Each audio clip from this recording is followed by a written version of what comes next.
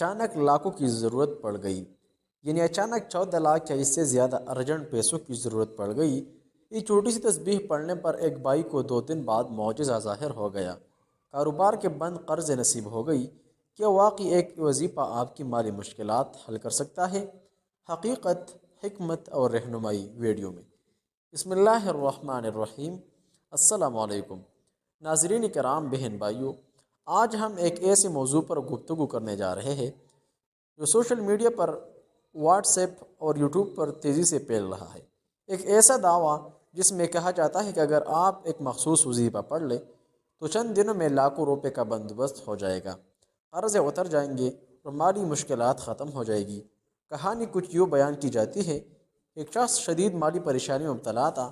اسے اچانک 14 لاکھ یا اس سے بھی زیادہ رقم کی ضرورت پڑ گئی۔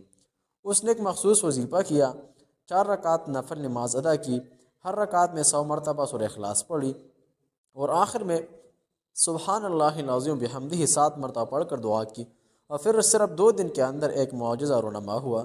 اس کے کاروبار کے بند راستے کھل گئی، قرض ادا ہو گئے اور مالی آسودگی نصیب ہو گئی۔ یہ سن کر یقیناً دل میں امید پیدا ہوتی ہے، اور ہر پریشان حال انسان یہی سوچتا ہے کہ کاش یہ عمل وہ بھی کر لے اور اس کی مشکلات بھی اسی طرح ختم ہو جائے۔ لیکن ناظرین کرام، یہ ایک بہت اہم سوال پیدا ہوتا ہے: کیا واقعی کوئی ایسا وظیفہ ہے جو یقینی طور پر چند دنوں میں لاکھوں روپے مہیا کر دے؟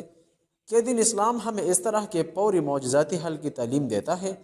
آئے اس معاملے کو ذرا گہرائی سے سمجھتے ہیں۔ سب سے پہلے یہ بات بالکل درست ہے کہ نفل نماز پڑھنا، قرآن کی تلاوت کرنا اور اللہ کا ذکر کرنا نہایت بابرکت اعمال ہے۔ سورہ اخلاص کی فضیلت اپنی جگہ مسلم ہے، اور سبحان اللہ العظیم بحمدہ ایک عظیم ذکر ہے جس کے بے شمار روحانی فوائد ہیں۔ ان اعمال کے ذریعے انسان اللہ کے قریب ہوتا ہے، اس کے دل کو سکون ملتا ہے اور اس کی دعاؤں میں اثر پیدا ہوتا ہے۔ لیکن یہ ایک نکتہ سمجھنا انتہائی ضروری ہے: اسلام میں کسی بھی عبادت کو اس طرح فارمولہ بنا کر پیش نہیں کیا گیا کہ آپ اتنی بار پڑھیں اور اتنے دنوں میں لازماً اتنا پیسہ مل جائے گا۔ یہ طرز فکر ہمیں دین کی اصل روح سے دور لے جاتا ہے، کیونکہ اللہ تعالیٰ کے فیصلے حکمت پر مبنی ہوتے ہیں، نہ کہ کسی میکان کی عمل پر۔ ناظرین، قرآن ہمیں یہ سکھاتا ہے کہ دعا ضرور مانگو، اللہ سے مدد ضرور طلب کرو، لیکن اس کے ساتھ ساتھ کوشش کرنا بھی لازم ہے۔ صرف وظیفہ کر لینا اور عملی اقدامات نہ کرنا یہ دین کا مکمل تصور نہیں ہے۔ سوچئے، اگر صرف چند رکعت نفل نماز پڑھنے سے ہی ہر مسئلہ حل ہو جاتا تو دنیا میں کوئی غریب نہ رہتا، کوئی مقروض نہ ہوتا اور کوئی پریشان نہ ہوتا۔ حقیقت یہ ہے کہ اللہ تعالیٰ اپنے بندوں کو آزماتا ہے، اور ان آزمائشوں میں صبر، دعا اور کوشش تینوں کا امتزاج مطلوب ہوتا ہے۔ اب سوال یہ ہے کہ اگر آپ کو واقعی اچانک بڑی رقم کی ضرورت پڑ جائے، مثلاً 14 لاکھ اس سے زیادہ، تو آپ کو کیا کرنا چاہیے؟ سب سے پہلے گھبرائیے نہیں۔ پریشانی کے عالم میں انسان اکثر غلط فیصلے کر بیٹھتا ہے۔ دوسرا، اللہ سے رجوع کرے، نفل نماز پڑھے، دعا کرے، استغفار کرے اور اللہ پر بھروسہ رکھے۔ یہ سب روحانی طاقت فراہم کرتے ہیں۔ تیسرا، عملی اقدامات کرے، اپنے قریبی دوستوں، رشتہ داروں یا قابل اعتماد لوگوں سے بات کرے۔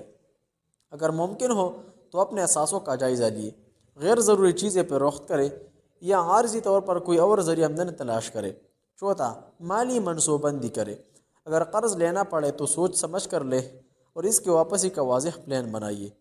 ناظرین، یاد رکھیے، اصل معجزہ صرف وظیفہ پڑھنے میں نہیں بلکہ اللہ پر یقین، صحیح نیت اور مسلسل کوشش میں ہوتا ہے۔ وہ شخص جس کے بارے میں کہا جاتا ہے کہ اس کا مسئلہ 2 دن میں حل ہو گیا، ہو سکتا ہے کہ اس کے پیچھے اور بھی کئی اسباب ہو۔ کسی نے مدد کر دی ہو، کوئی کاروباری موقع مل گیا ہو، یا کوئی پرانا معاملہ اچانک حل ہو گیا ہو۔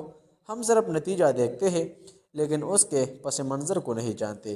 لہٰذا ہمیں ایسے پیغامات کو اندھا دھند قبول کرنے کی بجائے سمجھداری سے دیکھنا چاہیے۔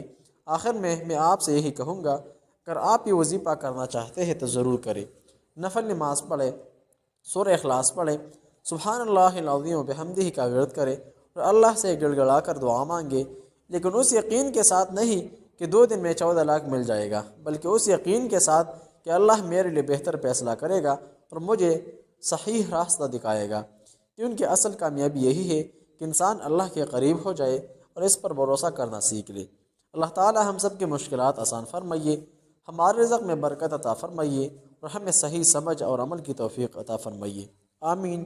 اگر آپ کو یہ ویڈیو پسند آئے تو اسے لائک کریں، شیئر کریں اور چینل کو سبسکرائب کرنا نہ بھولیں۔ جہاں بھی رہے خوش رہے، سلامت رہے۔ اللہ حافظ۔